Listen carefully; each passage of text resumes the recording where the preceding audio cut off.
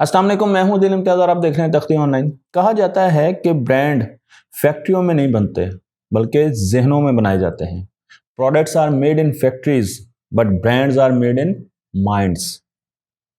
आज मैं इस वीडियो में आपको कुछ ऐसे वाक़यात सुनाने जा रहा हूं जहां आपको मालूम होगा कि किस तरीके से एक आम चीज़ को ब्रांड बनाया जाता है और किस तरीके से बहुत बड़ा ब्रांड नीचे भी गिर सकता है। हम चलते हैं एक बहुत मशहूर ज़माना ब्रांड की तरफ जिसे नेस्कैफ़े कहा जाता है। आप जानते हैं नेस्कैफ़े की कॉफ़ी बहुत ज़्यादा मशहूर है और अब तो ये तकरीबन हर घर में मौजूद है। लेकिन मैं आपको नेस्कैफ़े की उस दिहाई में लेकर जाता हूँ जब नेस्कैफ़े जापान की मार्केट में एंटर होना चाहती थी। 1970 की दिहाई में नेस्कैफ़े चाहती थी कि वो जापान में दाखिल हो और वहाँ पर नेस्कैफ़े की कॉफ़ी को तकवीत दी जाए। इस सिलसिले में उन्होंने बहुत से ग्रुप्स बनाए, बहुत सी कंपनीज़ को हायर किया। उन कंपनीज़ का काम ये था कि वो सर्वे करती थी और बताती थी कि लोगों का कॉफ़ी की तरफ रुझान कैसा है। बहुत से फोकस ग्रुप बनाए गए जो कि ऐसी स्ट्रेटजीज़ को इम्प्लीमेंट कर रहे थे जिसके ज़रिए कॉफ़ी को आगे लेकर जाया जा सके। जितने भी उन्होंने सर्वे किए, जितने भी उन्होंने शोज़ किए, जितनी भी उन्होंने फॉलोअप और फीडबैक ली, सब में ये चीज़ सामने आई कि कॉफ़ी जापान में बहुत अच्छे तरीके से चलेगी और जापान के लोग कॉफ़ी को बहुत ज़्यादा पसंद करते हैं। रिजल्ट्स बहुत अच्छे थे। नेस्कैफे ने कहा चलें जी, बिल्कुल ठीक है, हम कॉफ़ी को लॉन्च करते हैं। और उससे लॉन्च करने के लिए उन्होंने एक बहुत बड़ा बजट रखा मार्केटिंग का। उन्होंने मुख्तलिफ़ किस्म के इश्तिहारात बनाए, कमर्शियल्स बनाए, उन्होंने बड़ी बड़ी शॉप की चेन्स बनाई, उन्होंने लोगों को इनवाइट करने के लिए यूनिवर्सिटीज़ और कॉलेजेस का सहारा लिया और बहुत से ऐसे छोटे छोटे गिफ्ट्स भी बांटे जिसके ज़रिए लोग कॉफ़ी की तरफ आए। अब नेस्कैफ़े को पूरा इत्मीनान था कि उसकी कॉफ़ी लॉन्च होने वाली है और वो एक बूम होगी। लेकिन जब नेस्कैफ़े ने अपनी कॉफ़ी को लॉन्च किया तो लोगों ने पसंद ही नहीं किया। लोग नेस्कैफ़े की कॉफ़ी को लेते ही नहीं थे। नेस्कैफ़े बहुत हैरान रह गई, उसकी मार्केटिंग टीम तो सट पटा गई कि आखिर हुआ क्या।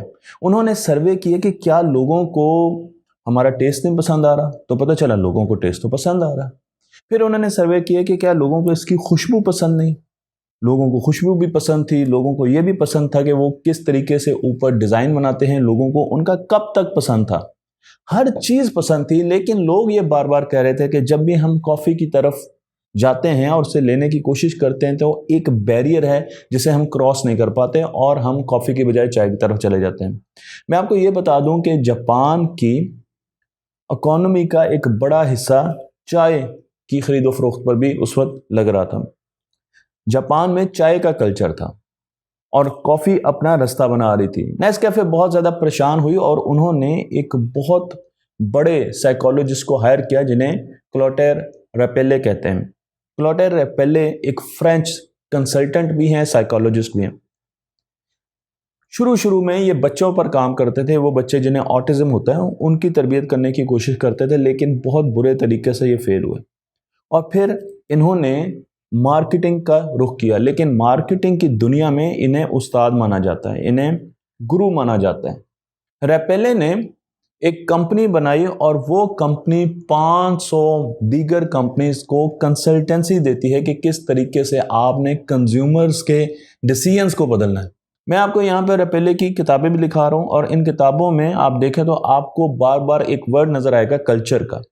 रेपेले कल्चर पर बहुत ज़्यादा जोर देते हैं। वो ये समझते हैं कि आप जिस मुल्क में जा रहे हैं, जिस जगह पर जा रहे हैं, वहाँ के कल्चर को समझे बगैर आप चीज़ों को मार्केट नहीं कर सकते। मसलन हमारे मुल्क में सफ़ेद रंग सोग की निशानी है। अमूमन सफ़ेद रंग को ताज़ियत से जोड़ा जाता है, लेकिन बाहर के मुल्कों में सफ़ेद रंग शादी की निशानी है। वहाँ पर शादी के जो ब्राइड के कपड़े होते हैं वो सफ़ेद रंग के होते हैं। तो एक चीज़ वहाँ पर खुशी का निशान है और वही चीज़ दूसरे कल्चर में गम की निशानी है। इसलिए रेपेले का ये कहना है कि सबसे पहले आपको जाकर कल्चर समझना पड़ेगा, और जब आप लोगों के कल्चर को समझेंगे तो कल्चर ने लोगों के सबकॉन्शियस ब्रेन को प्रोग्राम किया होता है। लोग आपको नहीं बता सकते कि उन्हें क्या चीज़ें पसंद है, क्योंकि उनके सबकॉन्शियस में ये प्रोग्रामिंग हो चुकी है। آپ کو خود جانچنا ہے کہ انہیں کیا چیزیں پسند ہیں اور آپ نے ان کی ریپٹیلین انسٹنکٹ کو ہٹ کرنا ہے. میں آپ کو ایک چھوٹی سی ایگزامپل دیتا ہوں، اور یہ ایگزامپل ہے ایک جیپ بنانے والی کمپنی کی طرف سے جسے کرزلر کہا جاتا ہے. کرزلر نے اپنی ایک جیپ جسے رینگلر کہا جاتا ہے، بہت بڑا برانڈ ہے رینگلر، اس کی مارکیٹ میں ایک دم ڈپ دیکھا. میں آپ کو بات کر رہا ہوں 1990s کی. اب کرزلر بہت زیادہ پریشان ہوئی کہ آخر ایسی کیا وجہ ہوئی کہ یہ جیپ ایک دم نیچے جانا شروع ہو گئی اور اس کی سیلز کم ہونا شروع ہو گئی. انہوں نے ریپیلے صاحب کو بلایا اور انہوں نے کہا جی دیکھیے یہاں پر کیا مسئلہ آ رہا ہے. ریپیلے صاحب وہاں پر گئے اور انہوں نے جا کے دیکھا. انہوں نے پوچھا کہ کیا آپ نے تازہ جیپ میں کوئی چینج کیا؟ تو کرزلر کے لوگوں نے انہیں بتایا کہ جی ہاں بالکل ہم نے چینج کی ہے، اور ہم نے اس کی جو سرکولر ہیڈ لائٹس تھی، گول ہیڈ لائٹس تھی، ان کو بدل کے چکور کر دیا. ریپیلے واپس گئے اور جا کر انہوں نے کنزیومر سے بات کرنا شروع کر دی، سروس کرنا شروع کر دی، بہت زیادہ ڈیٹا اکٹھا کیا، اور اس کے بعد وہ دوبارہ کرزلر کی ٹیم کے پاس آئے اور میٹنگ میں انہوں نے کہا کہ جو آپ نے ہیڈ لائٹس بدلی تھی اس کی وجہ سے آپ کی سیلز نیچے گئی، آپ دوبارہ سرکولر ہیڈ لائٹس کی طرف آ جائیے. کرزلر کی ٹیم بہت حیران ہوئی اور انہوں نے کہا آخر اس کی وجہ کیا ہے؟ تو ریپیلے نے انہیں بتایا کہ اس کی وجہ یہ ہے کہ امریکن ماضی میں گھوڑوں پر سواری کرتے تھے. وہ جب بھی جنگلوں کی طرف جاتے تھے، وہ گھوڑوں کی طرف جاتے تھے، گھوڑوں پر بیٹھ کے جاتے تھے، تو گھوڑا انہیں آزادی کا خیال دیتا ہے، فریڈم کا خیال دیتا ہے. اور جب آپ نے جیپ لانچ کی تو وہ گھوڑوں کو کنیکٹ کرتے تھے، ایسوسیٹ کرتے تھے جیپ کے ساتھ، تو جیپ بھی انہیں آزادی کا، فریڈم کی ایک احساس دیتی تھی. اب گھوڑے کی آنکھیں گول ہوتی ہیں اور آپ کی جیپ کی ہیڈ لائٹس بھی گول تھی، لیکن جب آپ نے جیپ کی ہیڈ لائٹس گول سے ریکٹینگل کر دی یا اسکوائر کر دی تو اب گھوڑے کا اور جیپ کا کنیکشن ختم ہو گیا.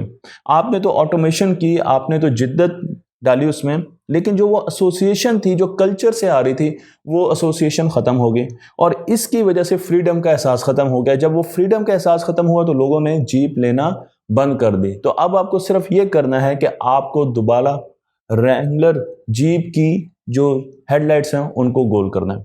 اور یہی ہوا، انہوں نے اس جیپ کے ڈیزائن کو دوبارہ ریوزٹ کیا، ہیڈ لائٹس کو گول کیا، اور دوبارہ رینگلر کی سیلز اوپر جانا شروع ہو گئی.